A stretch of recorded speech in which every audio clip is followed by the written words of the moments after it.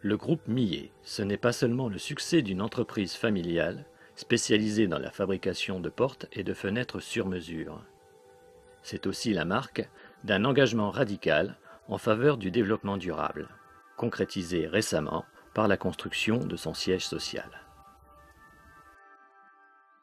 On a vraiment conçu tout le bâtiment en intégrant tous les savoir-faire et tout ce qui se faisait de mieux en termes de développement durable, que ce soit donc dans l'architecture bioclimatique, dans les matériaux, l'utilisation de matériaux écologiques, dans la qualité de l'air à l'intérieur des bureaux et l'ergonomie des postes de travail. Ce n'est pas seulement une vitrine, c'est aussi un laboratoire pour nos produits. Il faut savoir que nos fenêtres font partie intégrante de l'enveloppe du bâtiment et que le système constructif et les bâtiments HQE ont été fortement évoqués lors du Grenelle et que si on ne conçoit pas des produits qui s'intègrent parfaitement dans ces démarches de haute qualité environnementale,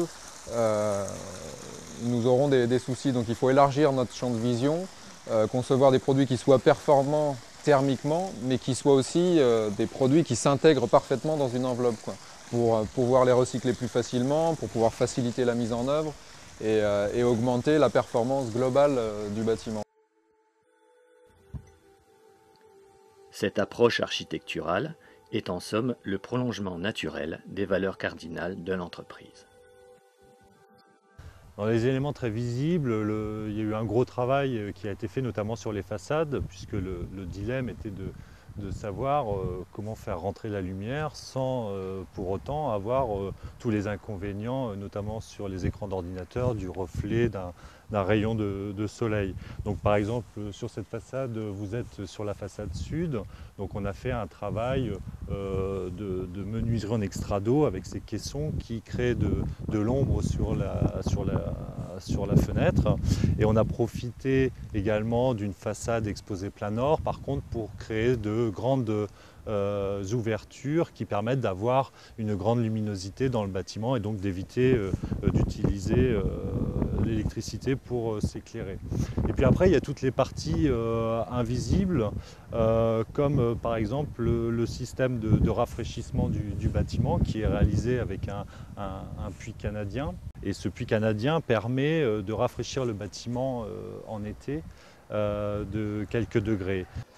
On est parti du principe qu'améliorer le confort, c'était aussi améliorer les performances. Donc en travaillant sur tous les besoins physiologiques des personnes, ça commence par l'ergonomie du poste, donc la position de l'écran d'ordinateur.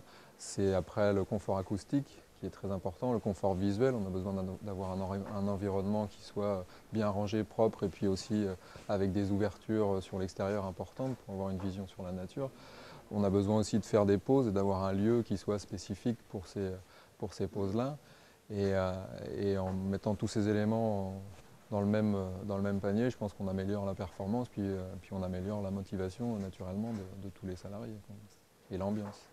L'objectif qu'avait fixé Fabrice Millet était bien de replacer l'homme au cœur des préoccupations de cet aménagement, en travaillant bien évidemment l'aménagement en termes de développement possible, travailler également l'aménagement comme levier du management et surtout préservant l'environnement et la protection de l'homme, sachant que la priorité des priorités restait malgré tout la qualité de vie au bureau. Et enfin, le dernier point sur lequel l'accent a été mis, et là c'était une condition sine qua non de Fabrice, eh bien c'était d'utiliser des produits qui utilisaient un maximum de matériaux recyclés qui étaient eux-mêmes recyclables en fin de vie.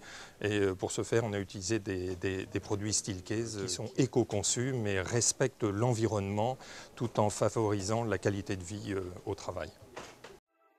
Cette démarche a été primée en 2007 par l'Observatoire de la qualité de vie au bureau. Il a décerné à Millet son premier prix dans la catégorie Meilleure innovation technologique et HQE. Une appréciation partagée de toute évidence par les principaux intéressés. Architecture bioclimatique, qualité de vie au bureau. On en oublierait presque les impératifs de la production industrielle. C'est pourtant là que cette exigence du développement durable trouve son origine.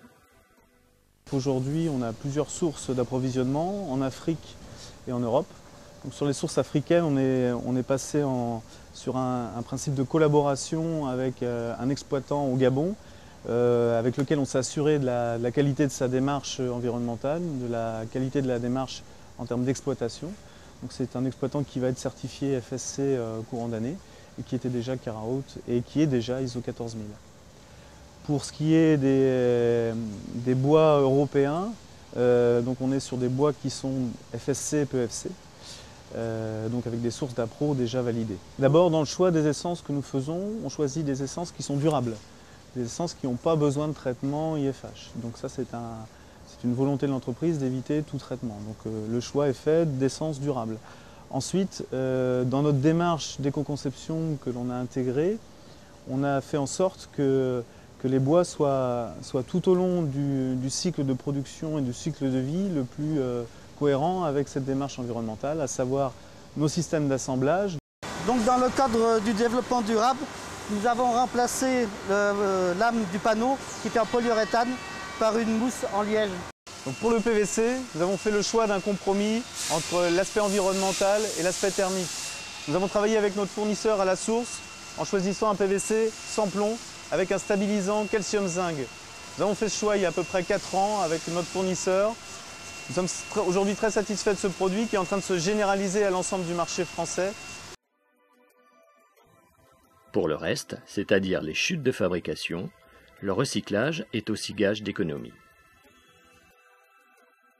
Toutes nos chutes de production sont renvoyées à une personne qui les broie et qui les réextrude à proximité dans un circuit de 40 à 50 km d'ici. Et nous réutilisons ces produits d'habillage dans notre production. La fabrication des menuiseries aluminium obéit à la même logique. Gestion raisonnée des déchets, assemblage mécanique en vue d'un démontage final.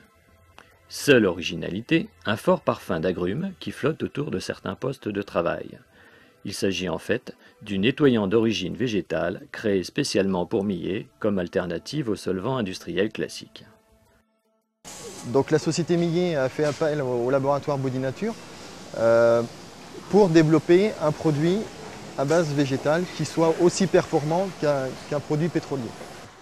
C'était un produit qui n'était pas optimum en termes d'abord d'environnement et de confort pour les salariés.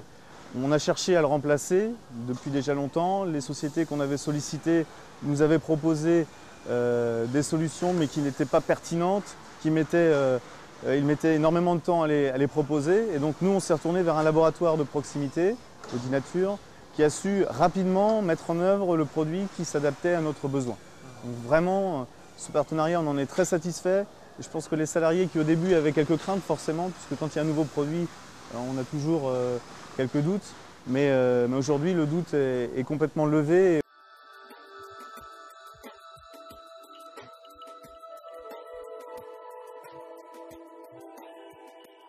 Pour montrer que ce produit est complètement à base d'actifs alimentaires, nous allons trinquer à la santé des sociétés Millet et des sociétés Body Nature, à la vôtre.